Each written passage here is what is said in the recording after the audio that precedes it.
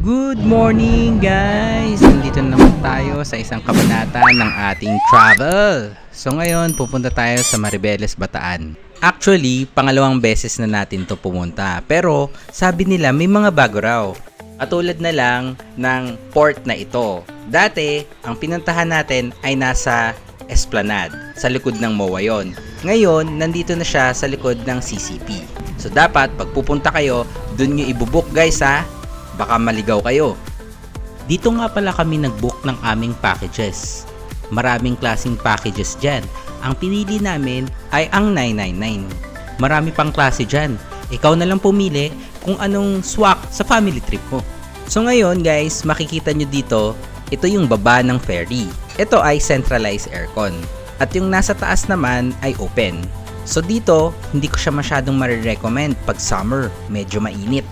Pero maganda at maliwalas ang view. Ang mga tao dito, gustong-gustong nag-i-stay kasi maliwalas, nakakapag-take sila ng photos. Yan ang view natin sa baba. Yan yung nasa loob ng ferry. So ngayon dito, air condition to. So ito guys, makikita nyo, ito ang itsura pag dumating na kayo sa port ng Maribeles, Bataan. Ang ganda, di ba? So yan, palabas na kami niyan. Kung sino yung mga maghahatid sa inyo, sila rin yung magsusundo sa inyo pauwi ng Manila. Ang ganda talaga ng tanawin dito. Presko ang hangin, malinis ang dagat. Kaya mawiwili ka talagang bumalik-balik dito. Naalala ko pa noon nung papunta ko dito, merong mga sumasalubong sa aming mga sumasayaw. Talagang wini-welcome nila kami sa pagdating namin. Nakakatawa talaga tong lugar na ito. Na-maintain nila yung sobrang ganda. Maliwalas, mahangin, malinis. Kaya talagang ma-enjoy mo. Ito ang lugar kung saan kayo magpapahinga, kung saan kayo maglalagay ng gamit at kakain. Dito, nagsisimula na kaming mag-unpack para sa mga panligo namin.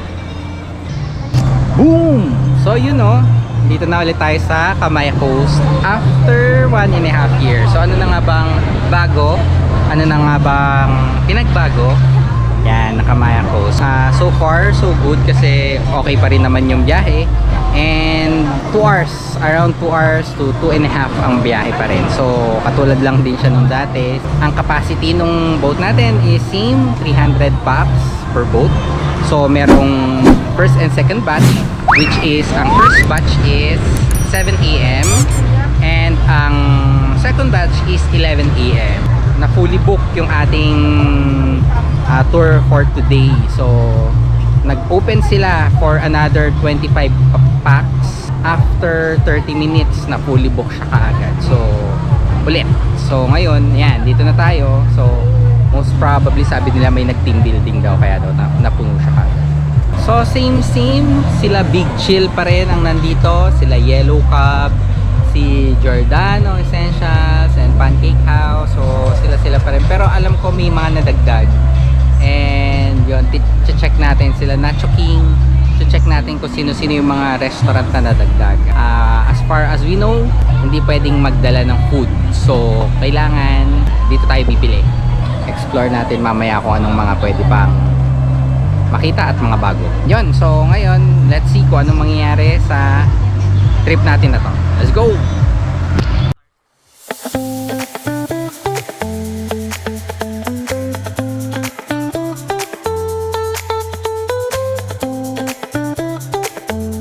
Sa part na ito, pupunta na kami sa taas, sa may Aquafun.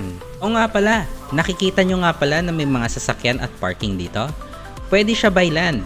So ang pinili lang namin ay by ferry kasi para mas mabilis ang biyahe. Ang ferry natin ay inabot lamang ng 2.5 hours. Most probably, pag sinasakyan mo siya o land travel, ay aabutin ka ng 5 hanggang 6 na oras mula Manila.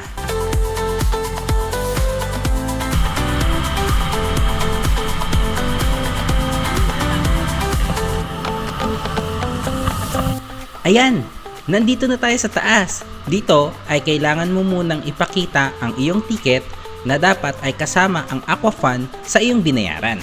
Dahil merong mga ticket packages na hindi ito kasama. Ihanda lamang ang QR code para sa verification.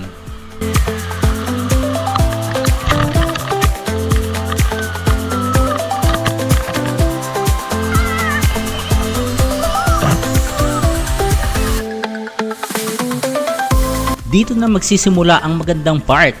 Ito ay bago nilang slide. Lahat kami ay sumubok dito. So mayroong mga instructions na kailangan lang sundin at pwede mo na itong masubukan. Bawal nga pala dito ang kahit anong accessories sa katawan.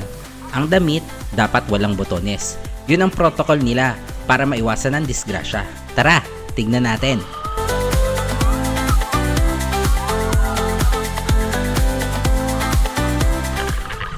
Sir, anong feeling, sir?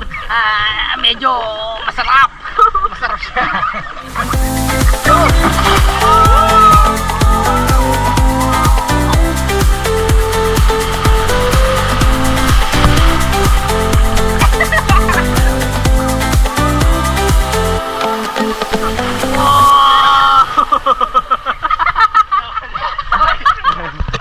Okay guys, tapos na kaming mag-slide. Nasulit naman nila. So, di pa tayo dun sa kabila. Mas masaya dun.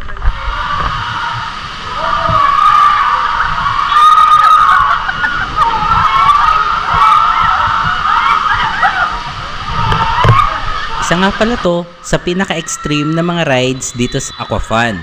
Ito talaga ang isa sa mga inaabangan kung baga. Kaya tignan nyo na lang kung paano maghiyawan ng mga tao. Talagang sobrang saya nito. Tamang-tama sa summer mo.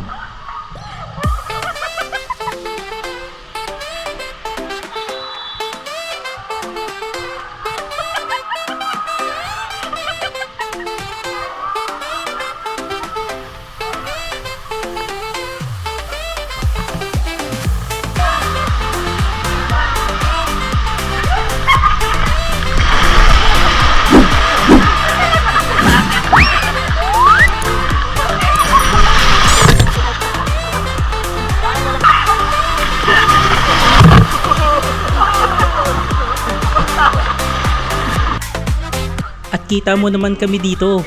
Inunahan pa namin yung mga bata. Anto? Mga feeling bata? Minsan lang tayong maging bata. Kaya ito, sulitin na natin.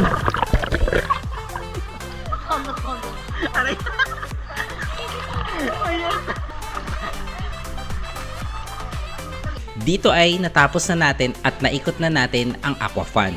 Pababa na tayo upang kumain.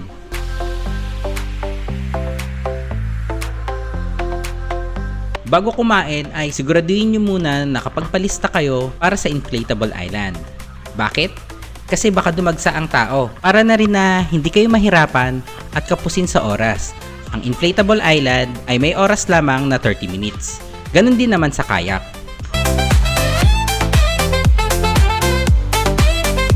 Meron din nga pala ditong mga bisikleta na pwedeng hiramin. Pero syempre, magpalista muna tayo.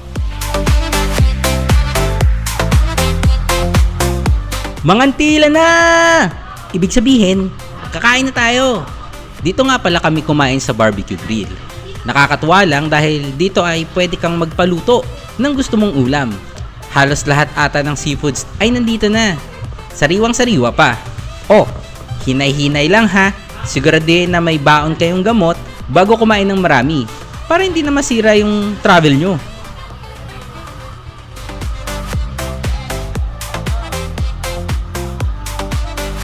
Dito ay tapos na kaming kumain. Papunta na kami sa Inflatable Island. Pero, ulitan muna. Sabi ko lang, yung kayak, di ba kapag nanonood ka ng higa, nakakayak. Nakakayak talaga yun. Minsan, wala ka din kwenta ko. Sa mga oras na to, ready na kaming magpunta sa Inflatable Island. Pero, magsusuot muna tayo ng life jacket. It's a must. Hindi nila papayagan na pupunta ka ron at wala ka nito. Si Kenchu pala ito.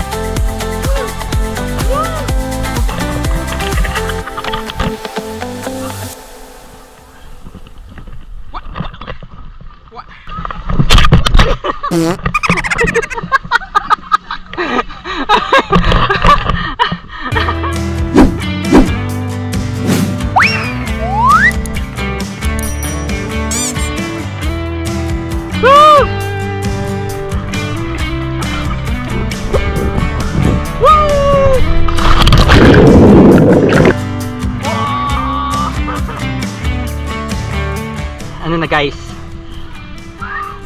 Kamusta ang mga buhay-buhay? Ngayon na nakakita. Yee! Yee! Dito tayo guys! Let's go! Mga mahihinang nila lang, let's go!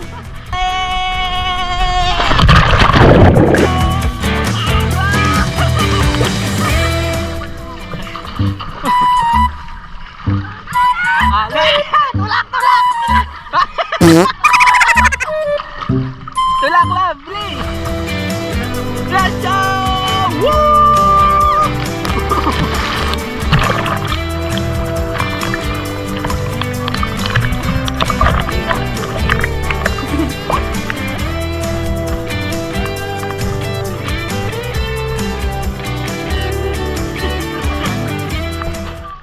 Ubi! Si Kim Chu! Kimpaw!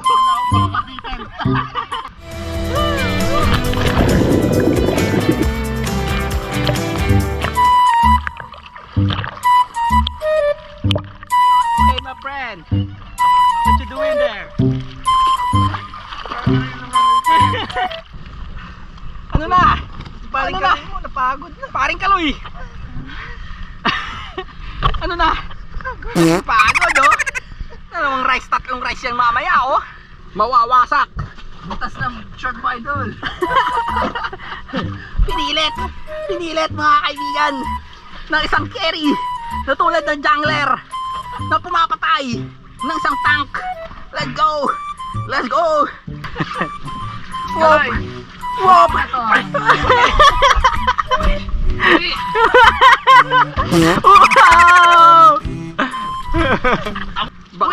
Bakit palis ka na? Kaibigan oso! Hindi mo yung camera! Kaibigan ko so. Hindi babalik sa...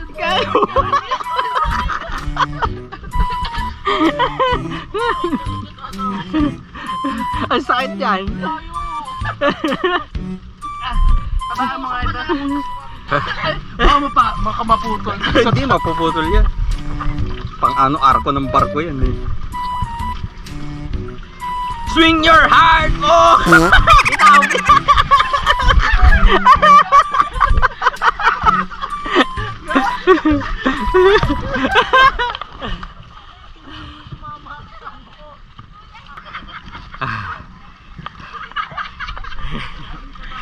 Isa kang kahiyan! Sa team ka ride out! Oh.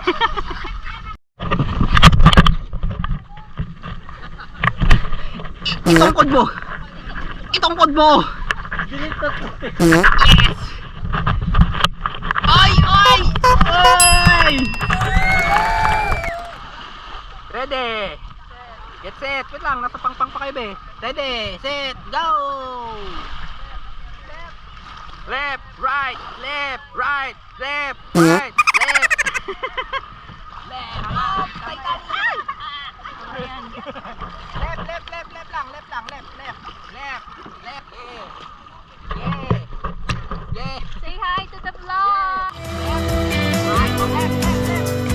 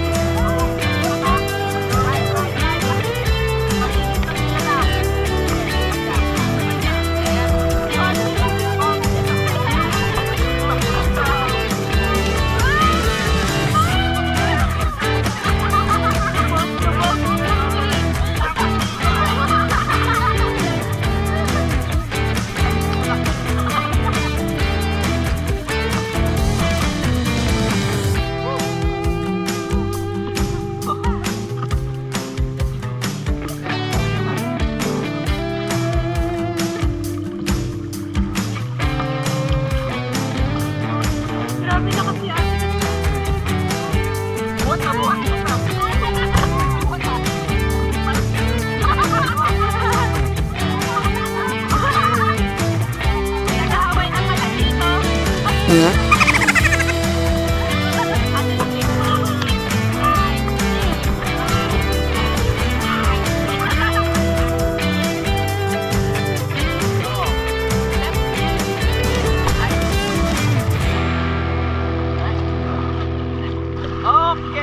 Yay! Baba ka muna, Kim. Ay, ako muna. Ikaw muna. Dito ay natapos na ang aming 30 minutes. Kapag babalik kayo, make sure nyong hatakin nyo sa pangpang ha, para hindi na rin sila mahirapan, konting tulong na rin. Dito na ang aming huling destinasyon. Ito ang infinity pool sa baba. Same rules pa rin. Kailangan bawal ang botones sa inyong damit at bawal ang inyong accessories. Medyo mainit ang tubig dito mga kaibigan. Siguro dahil na rin sa matinding init ng panahon. Bawat swimming pool nga pala dito ay may mga lifeguard na nakabantay. Mapapansin mo na talagang prioridad nila ang kaligtasan ng kanilang mga guest. Meron nga pala ditong pangbata at meron ding pangmatanda. Talagang sulit ang pagpunta nyo dito mga kaibigan. Talagang marirelax kayo. Recommended ko siya. Dito nga ay halos nasa solo na namin ng swimming pool. Kaya nag-decide kaming magpaunahan. Nakailang try din kami dito.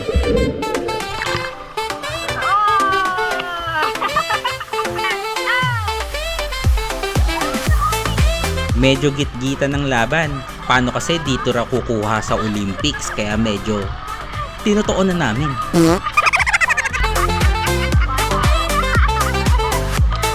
Dito na nagtatapos ang ating bakasyon. Babalik na naman tayo. Pero okay lang kasi marami pang susunod.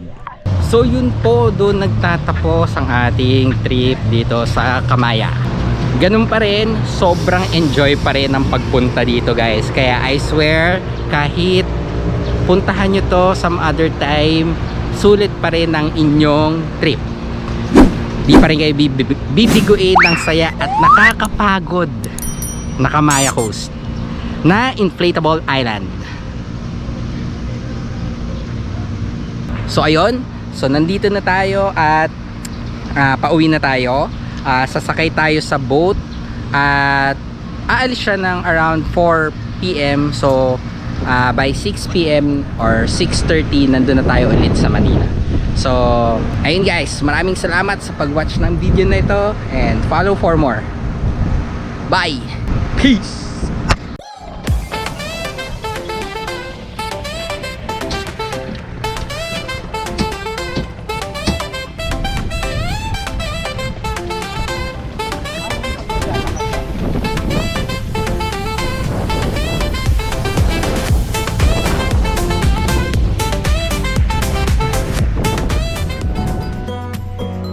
Sabi nga nila, you only live once.